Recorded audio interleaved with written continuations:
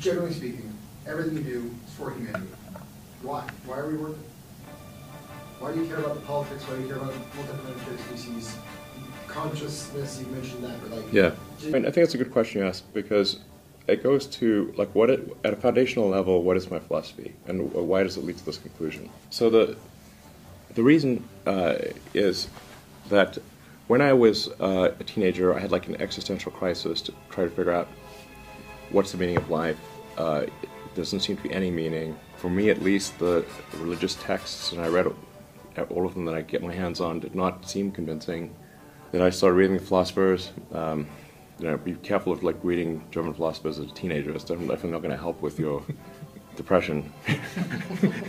So then I was like, man, I'm just like struggling to find meaning in life here. And then I read Hitchhiker's Guide to the Galaxy, and basically what Douglas Adams was saying is that we don't really know what the right questions are to ask. Like, the question is not what's the meaning of life. In the Hitchhiker's Guide to the Galaxy, in the Earth, it turns out, is a big computer and its goal is to answer the question, what's the meaning of life? And Earth comes up with the answer 42.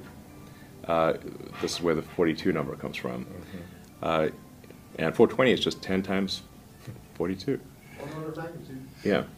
In that book, which is really sort of a book about, it's an existential philosophy book disguised as humor, they come to the conclusion that no, the real problem is trying to formulate the question. And to really have the right question, you need a much bigger computer than Earth. And so maybe one way of characterizing this would be to say the universe is the answer. What is the question? What are the questions? The more we can expand the scope and scale of consciousness, the better we can understand what questions to ask about the answer that is the universe. The more we can expand consciousness, become a multi-planet species, ultimately a multicellular species, we have a chance of figuring out what the hell's going on.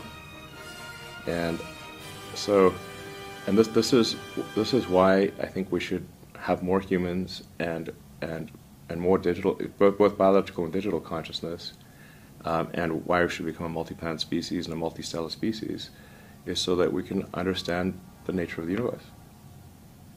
And then, in order for that to occur, then we have to make sure that things are good on Earth. We don't want Earth to disappear. So sustainable energy is important.